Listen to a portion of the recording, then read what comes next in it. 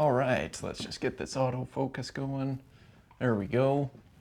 All right, we're back, and today is a organizing and planning day. And we're going to be kind of going through how to, not even how to, but just kind of, this is almost like a live capture as we're going. Got a request from a long-term client to go through some of my archives and build out a bunch of stuff for the release of golf season. And I haven't been out shooting at all this year, but I did it last year as I was working on some of my portfolio pieces. And this is just the time of year that there's just not a lot going on. Spring's not fully here, and it's not quite summer. So everything's going to pick up here kind of in the next few weeks. So like right now I've got a bit of downtime. So to just take some editing time just for some of these quick edits is something to kind of pad the bottom end. So I'm going to switch over from this view here, and we'll kind of periodically come back and forth. But largely just going to keep the camera rolling, and we're going to go through and pull everything from the archives that I captured last year, pull them all into timelines. We're going to sort them, do the selects, and we're just going to kind of get everything organized and built out and build out our timelines. And then we'll get into the editing here as the day progresses. But it's probably going to be a couple of hours to really get all of this stuff really organized and everything pulled in. So that's what we're going to be documenting here. And just see if maybe this is something that helps with your workflow. So I'm going to turn on the screen record here. And now I have already gotten started a little bit here, but not much. And so we are going to come in here, screen recorder, screen. We got that and that, perfect. We got the mouse capture, great. So 3, 2, 1. And now I'm going to be popping up in either the bottom corner or top corner, whichever gives the better field of view. And now you're going to be seeing what I am. So we're going to switch over to that right about now. And now we're going to get organizing. So if you didn't already know, in DaVinci, you can create these bin templates, which I like to use. So if you've ever gone into DaVinci and you always need to add your sound layers and your timeline settings and sound effects and music that you typically use, it's like you can go in and create one timeline with all of that in and all of your bins and organized. And then you can export that bin and save it as a DaVinci Resolve bin file or a .drb and put it on your desktop, so then anytime you have a new project, the template and everything that you like to set up auto-populates, and then you just fill in the information.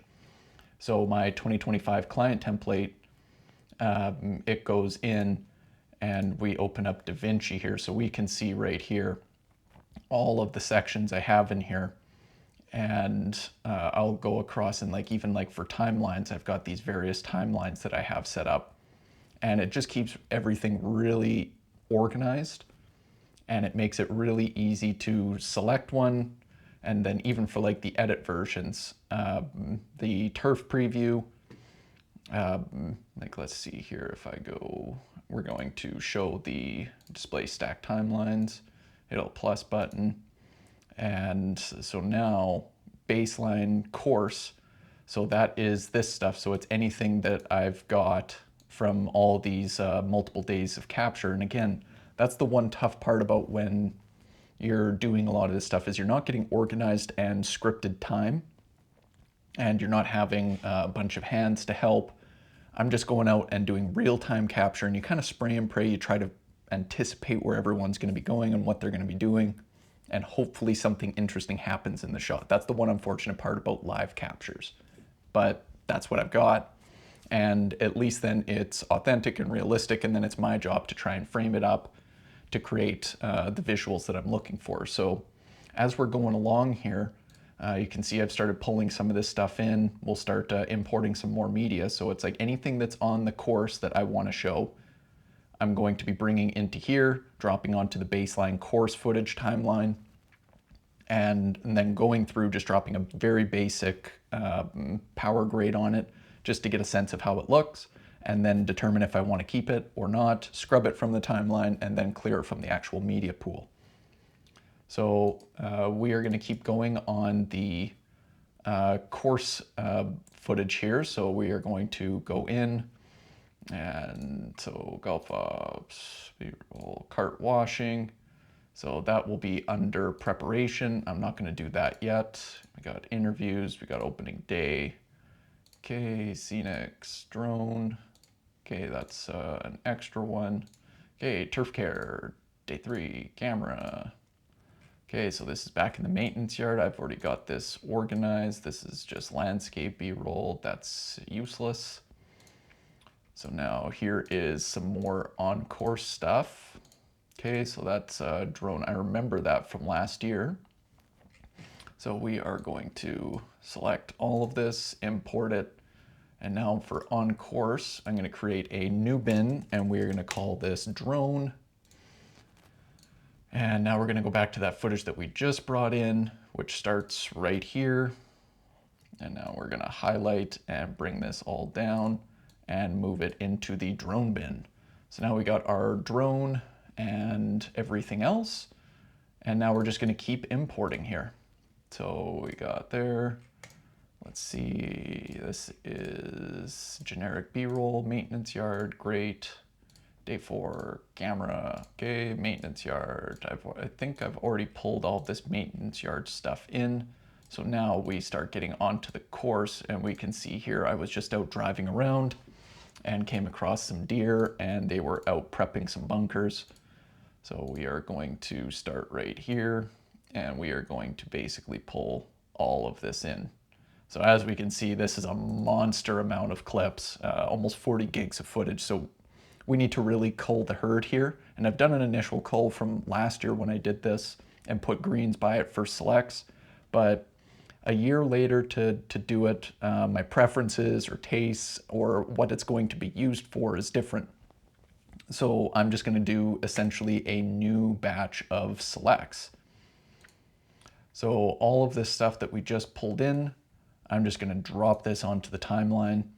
And now we are going to go through doing all the selects. Now, I know that there's a definite shortcut that you can have where you go in and you do groups, but I like to personally just go through it separately and do it that way. So it just kind of gives me a way to just kind of do an initial kind of look and preview, and we see these couple of yahoos looking right at and laughing because I had already been with them for a couple of days, so they gotten pretty used to me, and they had seen a few of the clips just in little stories that I did last year for it.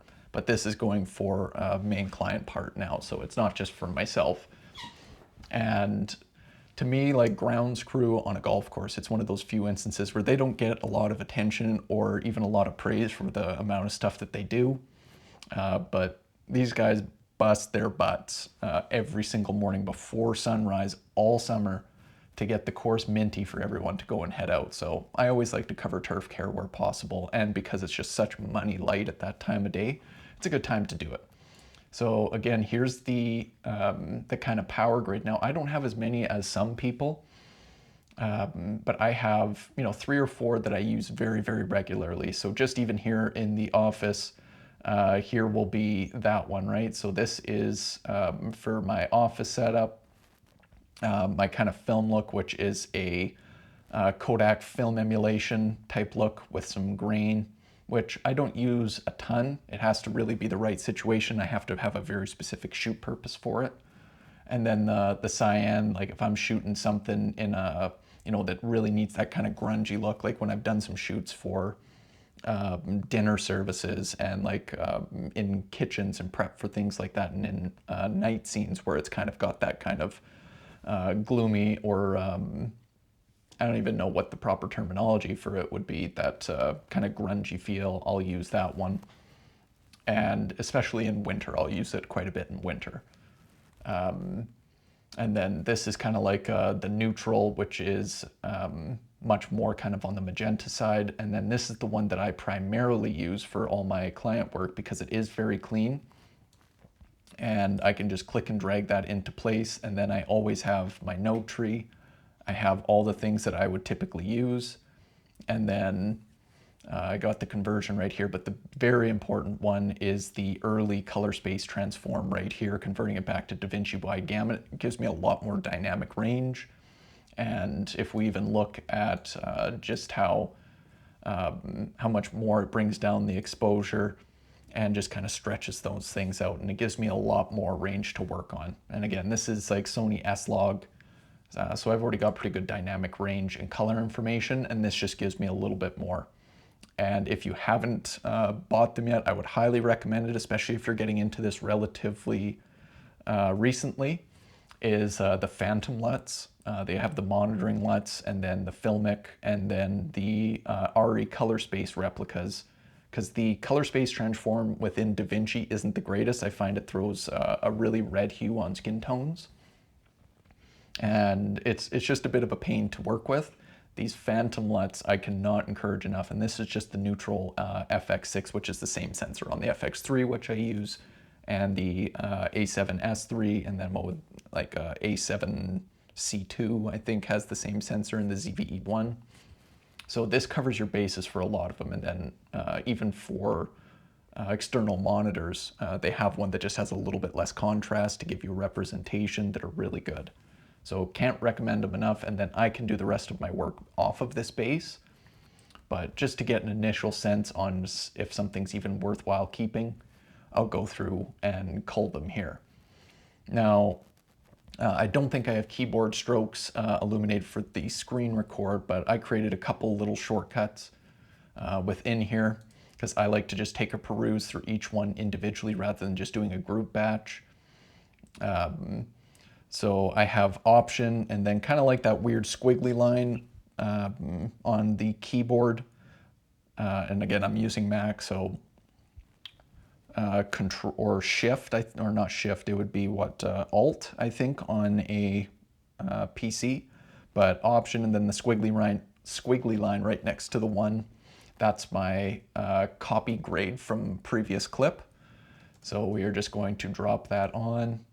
And we got bunkers getting brought in here. So I'm just going to go through and do these initial matches here. And I skipped one.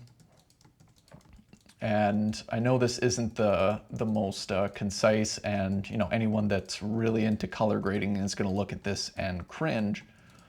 But this is just the process I like to go to, so that if I see one, even with this conversion, that's just horribly over or underexposed, it's like, I'm just not gonna bother with it.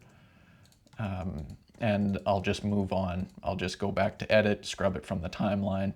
And like this one, I know that these are gonna be done in a vertical format, so even though that this is a cool composition with all the sand flying, the reason I liked it is because I was shooting this for landscape.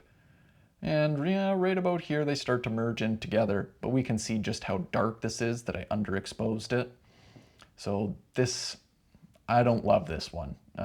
Social media, especially like if you're trying to do season preview type stuff, you need to have that high key. So this one will end up probably getting culled from the herd, which is fine. I've got tons of stuff to burn through.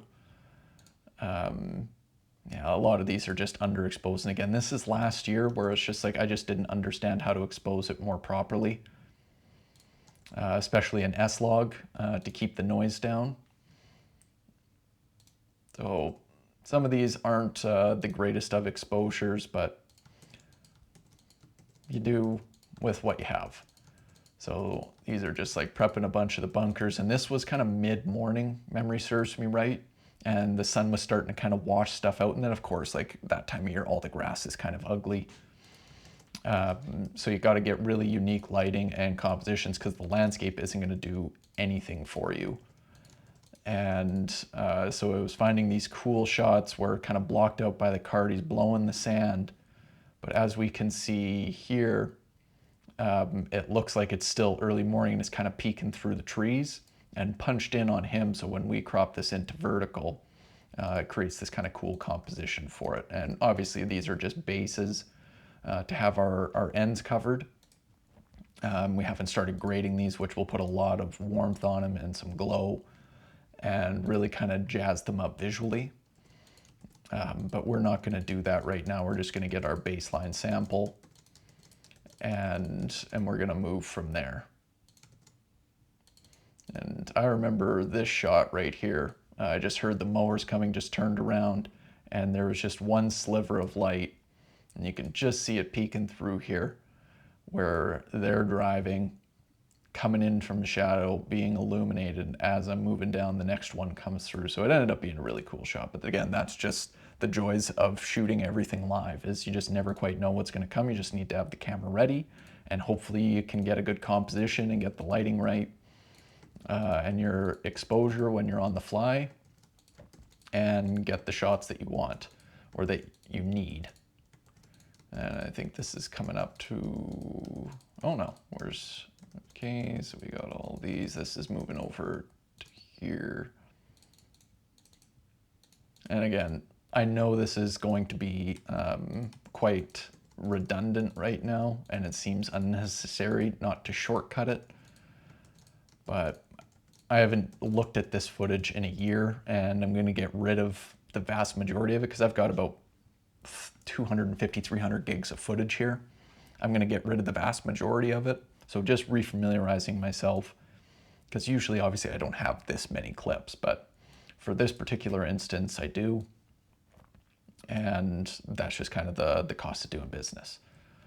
So we are going to kind of zoom in on the timeline here, and we're going to start doing our cull. So let's see, this one, it's fine. That can even be like a little intro clip of whatever the sound is.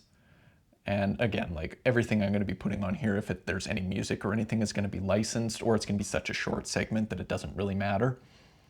So if it's distracting, sorry, but this is just like the real-time thing, just kind of going through and checking what we got. So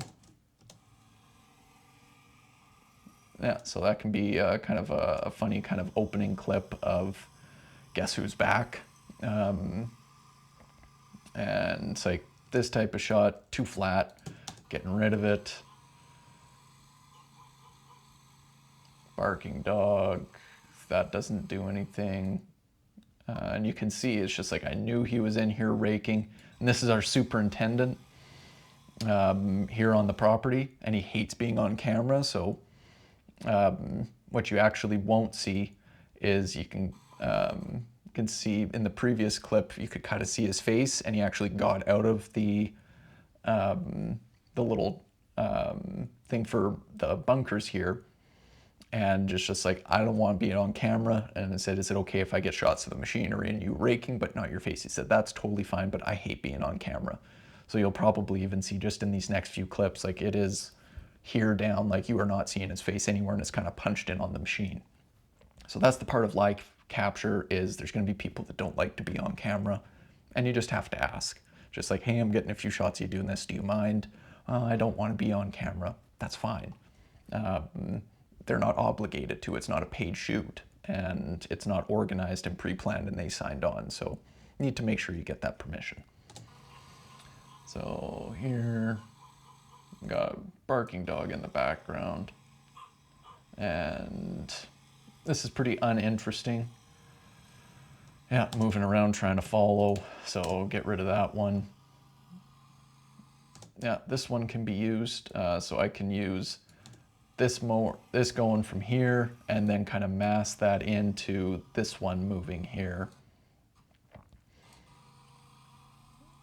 And can kind of use that for that. So that can be a keeper. Now just getting in a little bit closer. I'm pretty sure I switched over to an 85mm for this. Yeah, that'll be fine. Can keep that.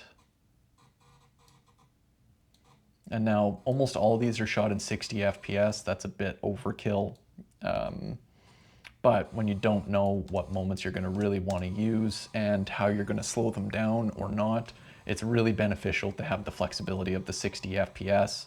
And we can see right here, this is a really cool shot that it comes in, switches, and then goes like that. And I have it in 60 frames per second. So when you slow it down, you see that really kind of dramatic, like kind of clutch shift and moving around with the sand.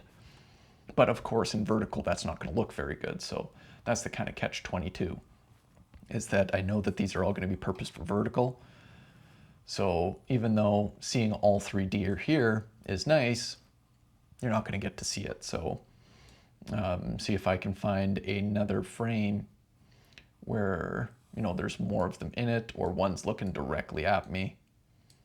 And it looks like, yeah, this one's looking right at me. And is there any other moment of interest before this? Doesn't look like it. So another one of those keyboard shortcuts. Q gets rid of everything up to the playhead. So now that this one is looking right at me, great. And punch in, looking at me again, fantastic. Now on to the next one. We just got them, just seeing if they're going to do anything interesting. No, call that. And here it is looking right at me, wondering what the heck I'm up to, because I'm kind of pushing in a little bit towards them. They're not scared of me at all here. They're just kind of curious as to what I'm doing. So we got 2 of it looking right at the camera. This one in through here, massively uninteresting. It's just them nibbling. And now I kind of drove past them, and there's these kind of V-shaped trees, and you'll see I get right in between them. I see this. It's like, ooh, I can get an interesting lineup here because the course looks dead and ugly. And this is where it's just like just trying to get a shot and then just hoping that they do something. And fortunately for me, hit record as it was looking up, and again 60 FPS, so I can slow that down to it looking right at me with the leading line of the V in the tree. So that's going to be one that stays. Now this was part of like some morning stuff. So this is right next to the 17th tee. And there's a pond, and early season, no wind, reflections, that, and some ducks on the pond, but that doesn't really do anything for anyone. Unless you know that exact spot, who cares? And actually, I don't mind this shot, but the problem is, it's like the reason that I like it is the flare here, and then you see the ducks. But again, we're going to be cropping this stuff out, so this is useless. And this is, I think it's going to be way too underexposed. Yeah, and then it just washes everything out. I don't want to reblast the contrast. And it's just cabins. And again, the wide angle is what makes it look so good. Now that's a little bit more interesting, but not really. Again, bad exposure. And doing this handheld, and you can see like just how amateur hour a lot of this stuff is. Just trying to create too much movement, thinking I'm a human gimbal. And it's just not very good. So just trying to find something interesting. None of this is going to do anything for anyone. No one cares about this because it only would look good in slow-mo. And yeah, dragging right along the grass, trying to get as low as possible for that shadow or for the reflection. No one cares. And then this is just kind of a close-up of that cabin. And again, it's just like, yeah, it's a cool shot, really cool light, but what does that do for promoting golf course stuff? Nothing. So we are going to get rid of those. Not even going to waste my time searching those. And here's one of those that is just like, just trying to find when it gets interesting. Yeah, and he's looking back at me laughing because I've been following him for a couple of days doing this stuff. And yeah, he just thought it was just super cool to be on camera, so he was loving it. So this one, again, we gotta remember it's gonna be cut here and here basically. So even though this looks kind of cool, it's gonna be way too tight to show him actually working. This just isn't an interesting composition.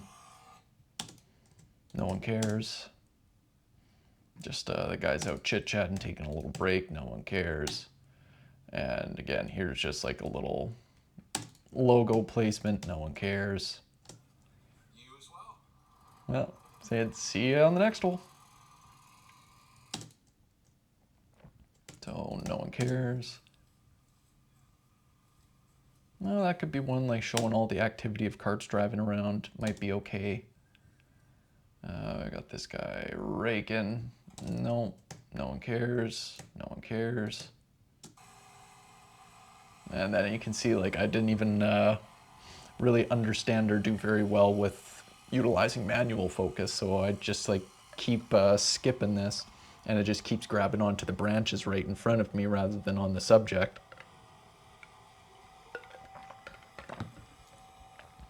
And then just like bumping the gimbal all over the place. Like, it's just terrible. But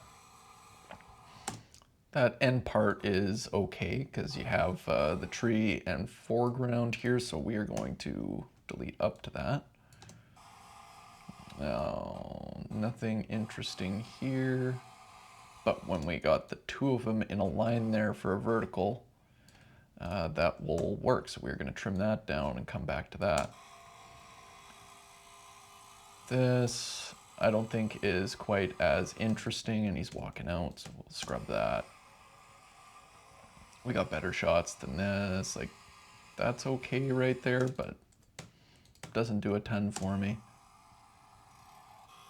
That can be used as kind of a fill shot for showing like some energy, like that they're moving around quickly trying to get things ready. So I can see that getting used for something. Terrible exposure. I'm not even gonna bother. Yeah, terrible exposure. I don't know what the heck I was thinking there. Okay, so now this is up at, what hole is this? Hole 10. And I wanted to come over here because the main mountain peak, which is Terrace Mountain, is in the background of this. And then this, I think, is called like Eagle Pond or something like that. And then there's a par 5 over here.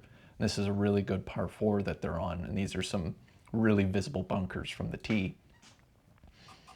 So I wanted to try and get some shots of them working on the bunkers with the high mountain peaks in the distance, because on that back end part of the course, it is very much in your field of view on a lot of holes.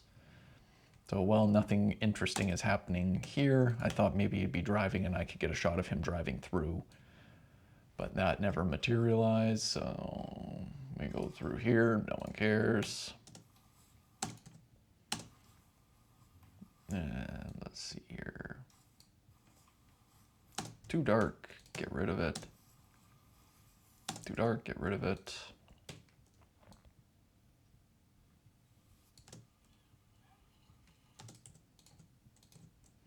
And sorry if you're not seeing here, I got keyboard shortcuts which you can set up in DaVinci, where Q deletes everything up to the playhead from the left-hand side, W splits the clip, and E deletes everything from the right-hand side of the playhead. And then, let's see here. A is my delete key, so when I highlight a clip like this and want to get rid of it, hit A. Or S, sorry. My bad. Oops. Command Z to undo that because I'm not quite sure on this one yet. Let's see. No, this is a definite turd. Yeah, that one I think I'll keep. This one, no.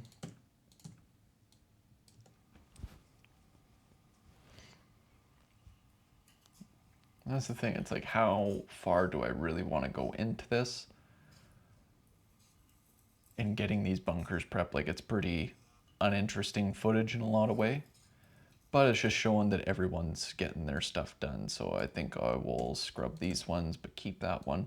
And this might be one of those that's a good opportunity for like a vertical stack of, so like 3 clips piled on top of each other into a vertical format, but it's showing them in an actual vertical format, but the video itself is landscape, but just stacked on top of each other, and the size of it just kind of shrunken down.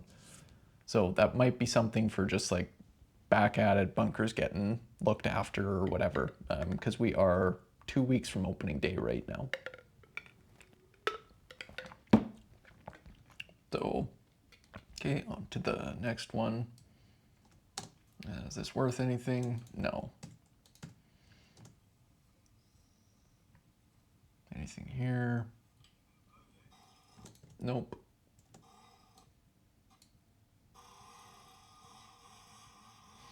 But this one, even though I don't care for the clip, I'm going to lift this one, and I've also got my hotkeys here that I switched over the color coding so that number 5, 6, 7, 8, 9, and 0 produce different colors. So if I want to keep stuff separated in the timeline. But this one, because I know I'm going to have shots of these leaf blowers, this is really clean audio. So I'm going to mark this one in purple to know to come back to that one, to use that bite right there for an audio clip when I do have blowers in it, so that it is more accurate, and then I can just refine it from there.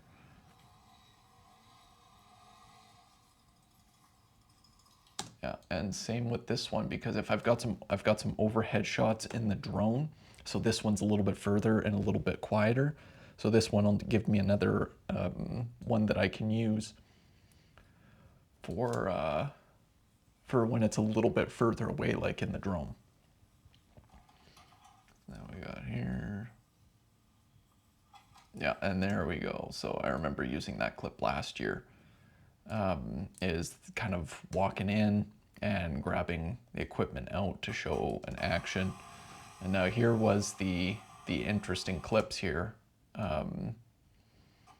And the reason that I liked these ones is if we just go in and do even like something very, very basic to it, we'll switch it over from that, from Vinci Wide, so then we just like, it boosts everything up. It doesn't compress it down, because I don't need to do a huge amount of grading to this. So this is obviously a little bit too cool. This is a little more representative of what it was. And now the Expo, there. We bring this up, pivot down, and I think we got a little bit of green in there, so we're just going to push in just a touch of magenta. And now for the highlights, we're going, oh sorry, not saturation, highlights. We're going to bring that about there. And then we are going to bring in the temperature. So when you use a matte structure like this, which is pretty easy to do, you just have your node and then go add matte, and then it'll do that. So what this is doing, we're gonna go, what is that, Shift H. This is going to show us what our matte is doing. So by affecting the highlights, it's only going to be manipulating the brightest portion of the image. So I selected it by just bumping the highlights a little bit, because I knew I was going to be introducing some color to it. So we got that. So Shift H to take it back. And so then we can create this where it is a little bit warmer just in the highlights rather than the entirety of the image. And right about here, I'm pretty good with this. And again, I'll come in and do a kind of a fine-tooth comb and go through some of this stuff. But now when you look at this, this is a lot more dynamic of an image with a little bit more contrast. And now you can really see the color coming out here in this sand that's being blown around.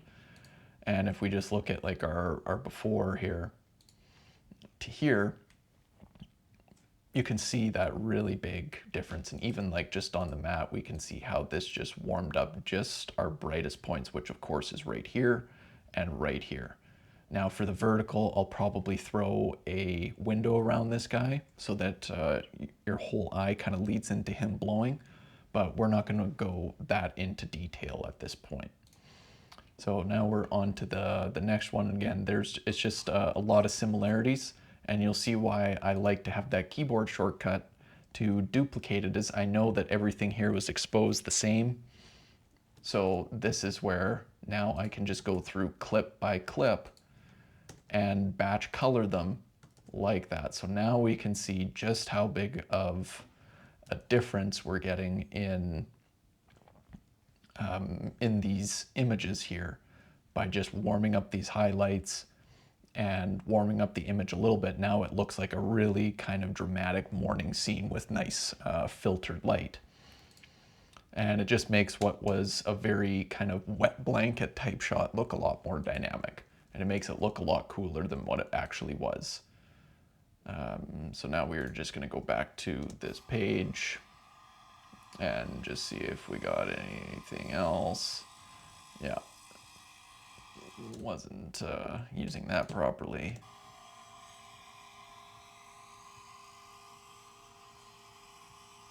And you see, like, I don't even have my gimbal horizon correct.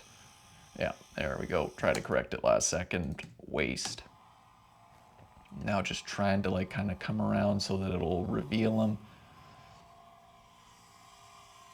Yeah, so that part there is fine. So it's right about here that it's useful, so that's Q. And kind of following them around, but I don't think there's any real, we want to get as much action and motion in it as possible, so that's an E to get rid of the rest of that. Anything happening here? Nope. Scrub. Okay, and then just clear that gap. No, get rid of that, clear the gap. Yeah, no. Okay, and here's what I was meaning, further away, and now we can get them blowing out the bunker so you get that haze coming off and you get the mountain peak in the background. You can see like just terrible job on the focus here. So this image is a no, this one's a no, this one's a maybe. But now it's like you can't really see the sand flying. So that's a no. No, not enough sand. Get rid of that. There we go. That looks like a potential winner.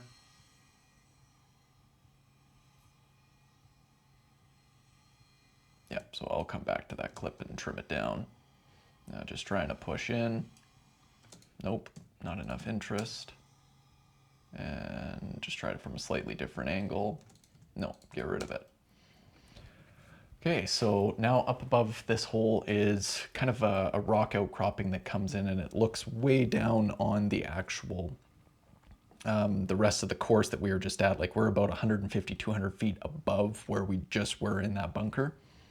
So from here you can see this really great lake view and looking at all these granite outcroppings in the trees, and then you see that high summit of terrace up there. So I was up here just trying to get a couple of shots to kind of show that spring is here, and just getting kind of that, you know, those scenic shots in, and that's why I actually ended up catching this shot, which is one of my favorite shots from this whole thing. Is I am now frustrated from this shot up there because it just doesn't look the way that I was hoping to. So I come walking down to the next tee box and I hear them coming up and just put the camera on, and this is just, hopefully I get it. And got this really cool shot of them coming in and out of the shadows in a line like that.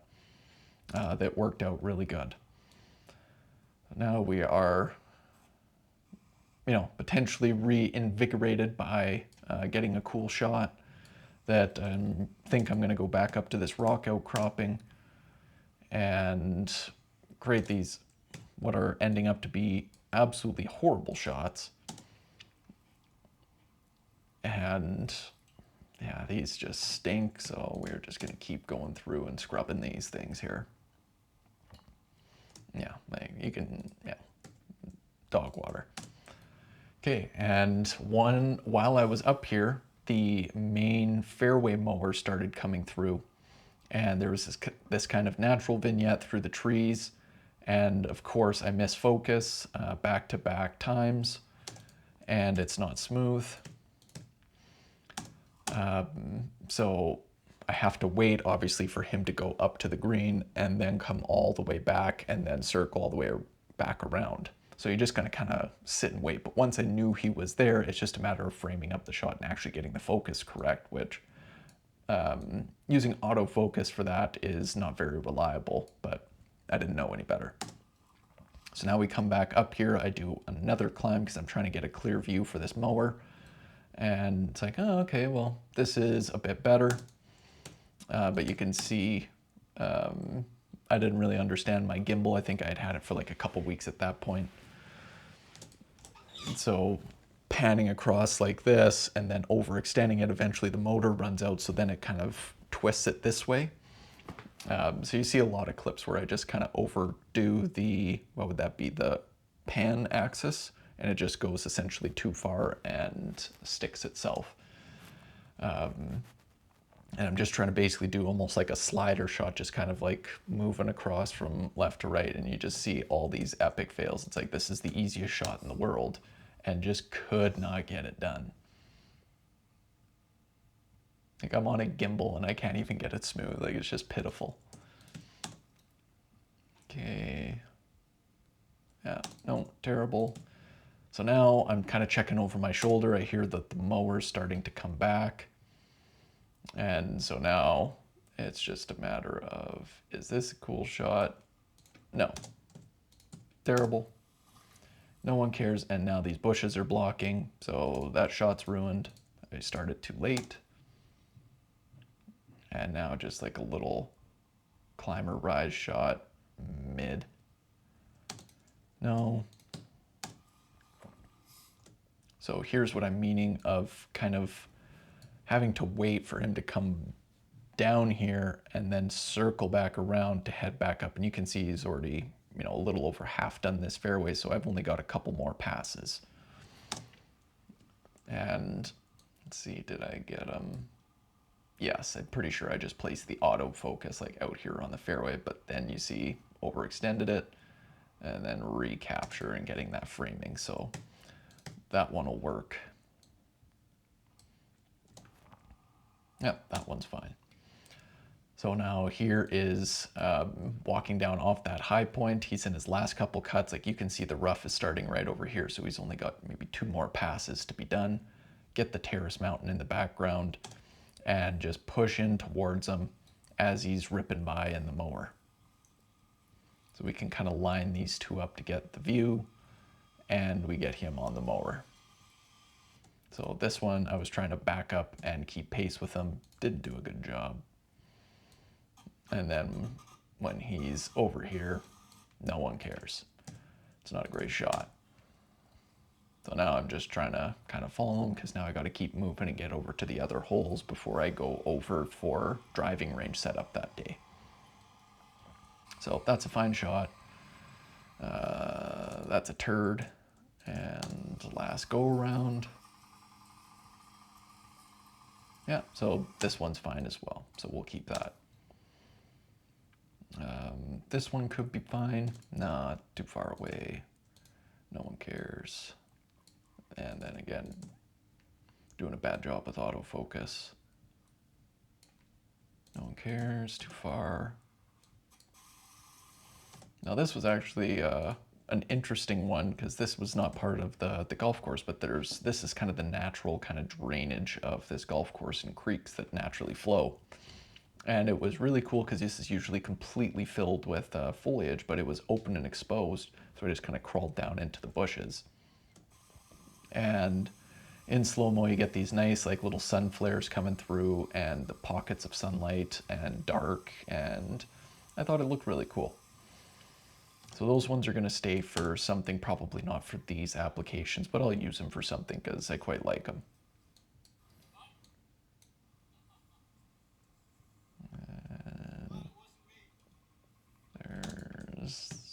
Okay.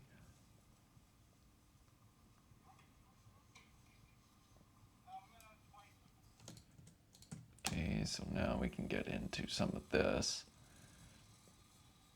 Okay, and here's another one of those kind of cool ones that I can show working on the course and close up, so that's fine. And this is the assistant superintendent, and he doesn't hate being on camera, but prefers not to when possible, so we will honor that by, if he's working kind of back to, or you're not really seeing his face, then we can do that.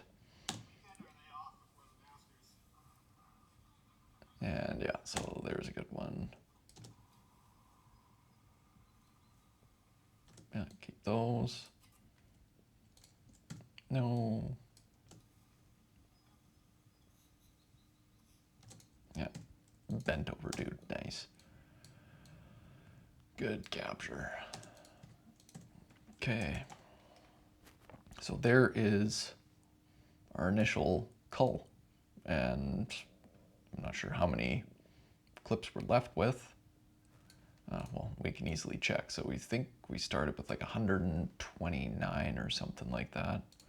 And then we go into here, we go clips.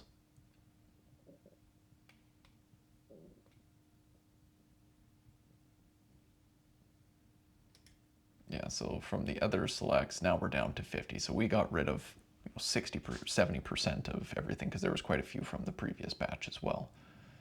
So let's scrub this. We're going to go into our media pool. Now this step is totally unnecessary, but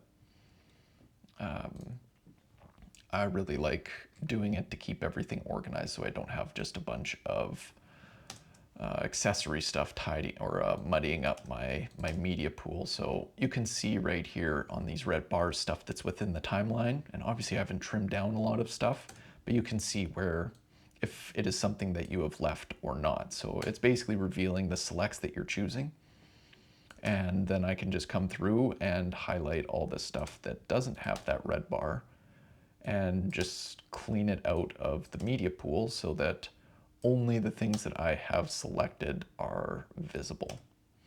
And we're just doing select deletes here and just cleaning it up. And again, this is totally unnecessary, but this is how I like to keep things organized and neat and tidy, because there would be nothing worse than if files get switched over, which effectively they always will. And I got to come back through and relink all these things, and they're in different folders, and some are and some aren't. So let's just keep this as neat and tidy as possible. It takes me less than a minute to do, so why not just do it? Okay. And I know I can go through and hit Command and select these individually, but it's easy enough for me to just highlight them and kind of move along. So there we go. There is our media pool so far for On Course. And there we are. So there is our, now we're going to start pulling in our drone stuff and just kind of going through and culling some of that. So baseline course, and now I want to go to my edit versions, or sorry, my timelines. We got baseline course, that's the one that we're on right now. We got our base footage, but what I really want to do is hovering over the eye, I want to duplicate the timeline, keep those settings, and now I want to call this drone base. So now all of the drone footage that I have, we can go about doing it. So now we can see we got our baseline of all the core stuff on the ground, and I'll keep pulling stuff in. And now we can switch over to our drone base, and now we get to go right here, select it all, oopsies, drag it on, and now just because I know it always does it, we will do a fill, and here we have a stretch of captures via drone. Now, very much like the cameras, we have a drone standardized node tree, which has a color space transform directly from DJI to go from DJI D-Log M. I don't need to use the full D-Log. It doesn't do that much, and I find it's just a touch noisier. And I don't like shooting in normal because then it's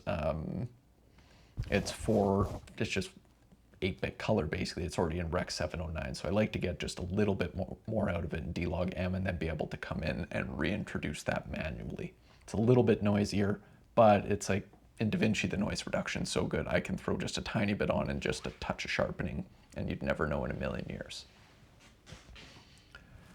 So we are going to now just kind of go through these and just correct them before we get into the actual color grading side of it. And again, this is hitting that option and that shortcut, the option, and then like the little squiggly one. I don't know what it's called, but the little squiggly line. just to match the color grade. And I remember doing this. This was, I was at the end of the day, and then I saw them doing some work over on a couple of, like in a little signature corner and on one of the best golf holes on the golf course. So I was like, all right, I'm already here. I might as well put the drone up. This is all within about 20 minutes, just trying to get a couple of last shots before the light was just so terrible and too high that there's just no contrast and no shadows. We can already see it's pretty much there because the sun's coming from over in this direction. So it was trying to get the last little bit so that there's some contrast on the bunkers and ponds and stuff like that. So it's not just a flat image that has a whole bunch of ugly green color casts. So this was kind of the last captures of the day for this particular day. And I think we can even see now, the sun's getting very close to directly overhead, and it just looks terrible compared to just even a little while before that. We can see over here, there's still just a little bit left right here. And as we get closer to these corners, this is when it was overcast and the sun was peeking out. We can see just some of these shadows, and just so that it's not so hot, and it just gives us a few more options. But it ran out very, very quickly, and it was time to go. Okay, so now we're gonna go back to our edit, and we're gonna keep pulling in drone footage from any other stuff that we have. So drone day 1. So these are ones all shot at like mid-morning because that's when they started mowing the fairways. You can usually see a pretty dramatic change when they start mowing fairways. So we are going to open these and drag those onto the timeline. And now we are going to import again for drone. Yeah, so these are more, yeah, so I remember this day working out really well because it was not cloudy, but there was just that thin, almost like marine layer, so it was really nicely diffused light and created some cool shots. And we needed a couple of introductory shots to establish the video from last year, and then just some shots of more work being done on course. So this is main resort view out down the lake, and then this was kind of you know, them working on bunkers again and just getting all these accessory shots, because you really only have about a 2.5 hour window each day to get nice light, because they're not going until dark, obviously, so they're done by like 2 o'clock, but the good light's gone by like 11, and they don't start until like 8 if there isn't frost. So really small small window to capture. So that's why there's just so many days. But it was slow time. I was trying to practice and get my portfolio, so it's worth it. I got time to donate.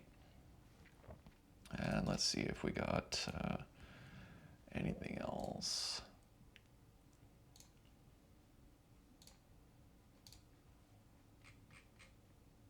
Drone day 2. Yes. Actually, those are already in. Yeah, these are already in, I believe. Yeah, these are already in. Okay, so I think that's it for our drone. So now we can start culling those. So we're gonna put this on hold for just a minute. I'm gonna switch over because I didn't put the V-mount on this. So I gotta switch over the batteries and get a power supply coming into this, but that's an initial cull and bringing stuff in, and we're gonna keep going here. So this will be part 1, and then we're gonna start going into part 2. So catch you in a minute.